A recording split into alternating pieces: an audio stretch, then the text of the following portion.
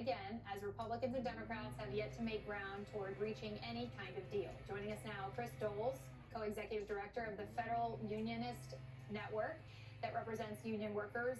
Chris, thanks so much for being with us in studio here. This is stretching into possibly its third week. What are you hearing from federal workers? How are they feeling in this moment? I mean, I help run an organization that specializes in organizing federal workers, federal unionists in particular, to stand up for our rights. So it's not surprising that I'm hearing federal workers who want to finally take the fight back against this administration and turn this shutdown into a showdown against the billionaire interests behind this administration. But what's interesting is that I'm not just hearing that. Senator Hickenlooper, other members of Congress are hearing that, surprisingly, large numbers, even as many as even majorities in some cases, are reporting that the federal workers they're hearing from are mostly interested in holding the line, because we've been the victims of a political attack all year long. This administration has been shutting down the government piece by piece since January. The shutdown didn't start on October 1st.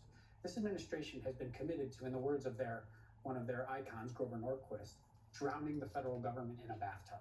This is their ideology. Russell Vought is the main person executing this, but ultimately federal workers, large numbers of federal workers, are actually welcoming this as a fight, because this administration wants to shut down every aspect of the government that serves regular people's interests permanently. And they do that at great financial peril to themselves. The Bipartisan Policy Center finds that if the shutdown lasts through October, that 1.8 million paychecks will be withheld from civilian employees of the federal agencies. Talk a little bit about, I know you said that they're dug in here and they're ready to hold the line, but what does that mean for them in their everyday life? Look, the law is very clear. We're going to get that pay. We won the sympathies of not just the American people, but also of Congress back in 2019. And Congress passed a law and Trump signed it. We're going to get that back pay. And yes, we've heard the threats that they will withhold it. To me, those threats, a blatant threat to ignore a law that Trump himself signed, make it all the more important that we hold the line, because it shows who we're dealing with. For somebody who has absolutely no respect for the law, no respect for the civil service, somebody who wants to politicize the civil service just like they want to politicize the tariffs in Argentina, like your last guest discussed.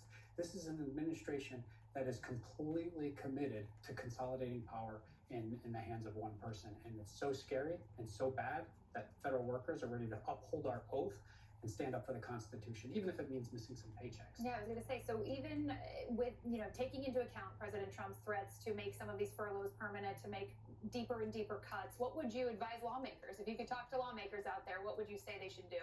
I mean, Congress has to stand up for its role. The power of the purse rests with Congress. This president is trying to take it away. If Congress won't stand up for their own institution, well, then the American people and federal workers who swore an oath to defend the Constitution will do it. And I think we need to have an honest conversation about Russell Vought right now, because Trump says that everything he's doing is, part of his mandate. But Trump said before he got elected that he knew nothing about Project 2025, and now he is completely implementing Project 2025 and has put in charge of the federal civil service the very person who wrote that. And we know that President Trump has found $8 billion to try to compensate for some of the military families, servicemen and women who need to get their paychecks. But there, of course, are other government employees who are going without pay, air traffic controllers. We're hearing about Capitol Police who aren't getting their paychecks now. What's your word on sort of balancing the need, of course, to pay our military servicemen and women? They deserve it. Finding that way to deflect from the current crisis, but also trying to find a full-fledged agreement here. I mean, this is just further evidence of the politicization of the civil service and the military, for that matter. The way that he's paying the military is probably illegal. Maybe it's a good thing because military personnel shouldn't miss paychecks, but it's probably illegal. Just more illegal actions by this administration to cover one flank and fight on another.